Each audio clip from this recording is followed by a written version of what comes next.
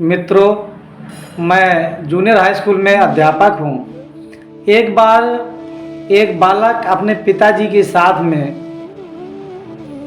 प्रवेश के लिए आया, तो मैंने उससे पूछ लिया कि बेटा बताओ संज्ञा किसे कहते हैं। तो उसने नहीं बता पाया। तो हमने कहा अच्छा नाउन बताओ, नाउन किसे कहते हैं। तो साहब फिर भी चुप रहा। फिर उसके पापा ने कहा बताओ बेटा बताओ, तुम्हें तो आता है।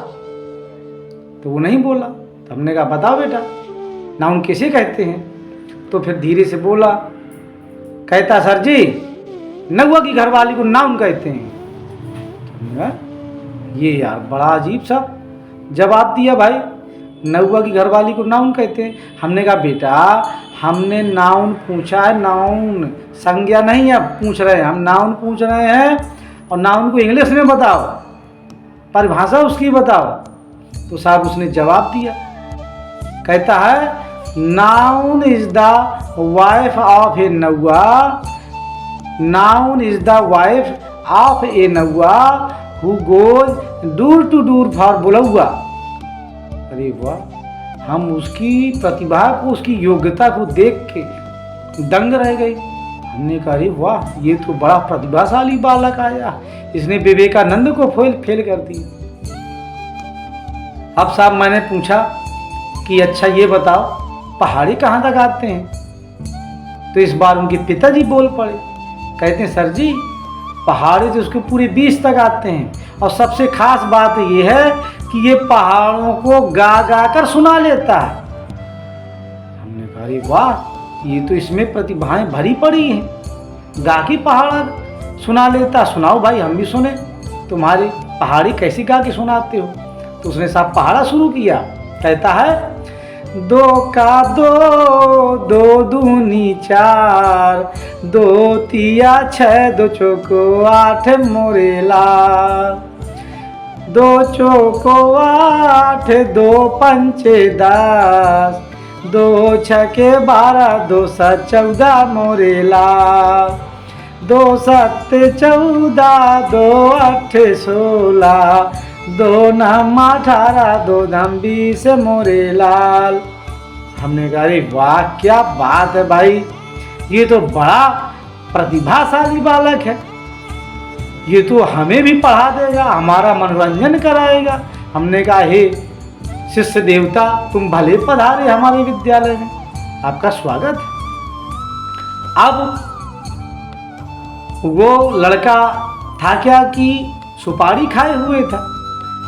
तो हमने उससे कहा कि बेटा तुम बहुत अच्छे बालक हो, होशियार बालक हो, और ऐसा किया करो कि सुपारी ना खाया करो, ये अच्छी बात नहीं है। तो कहता सर जी आप कहते सुपारी खाना अच्छी बात नहीं है, जबकि सुपारी हमारे महापुरुष खाते रहे, हमारे महापुरुष तो पान खाते रहे। हमने कहा नहीं भाई, ऐसा तो शायद हमारे संज्ञान में नहीं कोई महापुरुष पान खाता रहा हो। कहा सर जी आपको नहीं मालूम, मुझे मालूम है कि हमारे महापुरुष पान खाते रहे हैं। हमने कहा बताओ भाई सिद्ध करो कि महापुरुष पान खाते रहे। कहा सर जी मेरी एक शर्त है, अगर मैं सिद्ध कर दूंगा कि महापुरुष पान खाते रहे हैं तो आपको मेरे एक दूसरे प्रश्न का जवाब देना पड़ेगा। हमने कहा हाँ भाई देंगे, क्यों नहीं देंगे बताओ। तो कहता है सर जी महापुरुष पान खाते थे, अब देखिए मैं सिद्ध कर रहा हूं। उसने साहब कबीरदास जी की एक साखी सुनाई, कहता है कबीरा खड़ा बाजार में मांगे सबकी खैर। चुप हो गए। हमने कहा आगे सुना। कहता साहब आगे सुनाने की जरूरत नहीं है, इति सिद्धम, सिद्ध हो गया कि कबीरदास जी पान खाते थे। हमने कहा कहाँ सिद्ध हो गया भाई, पूरा सुना, हमको समझे नहीं। अरे कहता है सर जी कबीरा खड़ा बाजार में मांगे सबकी खैर।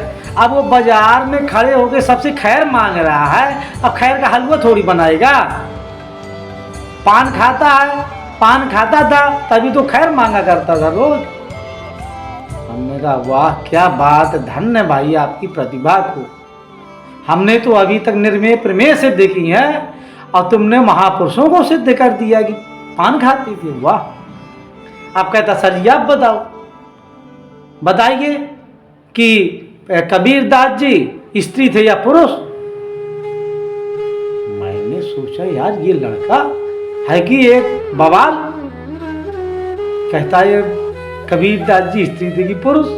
वो तो सीधा सीधा जवाब है भाई कि कबीरदास जी पुरुष थे।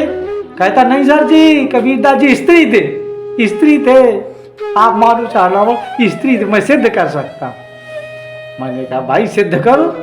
अब हमें थोड़ा चूंकि आनंद आ रहा था और उसकी योग्यता को कहीं ना कहीं उसने कुछ शोध किया था, नई चीजें सुनने को मिल रही थी जिन पर हमने गौर नहीं किया कभी। आज वो बालक पता नहीं शिक्षार्थी के रूप में आया या गुरु के रूप में, आज हमें नया ज्ञान मिल रहा था, आनंद भी आ रहा था। उसने कहा साहब मैं सिद्ध कर रहा हूं कि कबीरदास जी स्त्री थे। उसने सुनाया, कहा कबीरदास जी ने अपने पद में लिखा है दुल्हन गावहु मंगलाचार, अब मोरे घर आए राजा राम भरतार। उसको पूरा पद नहीं आता था, टूटा फूटा उसने सुनाया, लेकिन हमें सत्य लगा, पढ़ा भी हमने। तो उसने आगे बताया कि कबीरदास जी कहते हैं कि राम मोरे पीऊ मैं राम की बहुरिया। कहा सर जी से सिद्ध होता है। कबीरदास जी स्वयं कहते हैं कि मैं राम की पत्नी हूँ, राम मेरे पति हैं, राम मोरे पीऊ मैं राम की बहुरिया। हमने कहा हे प्रभु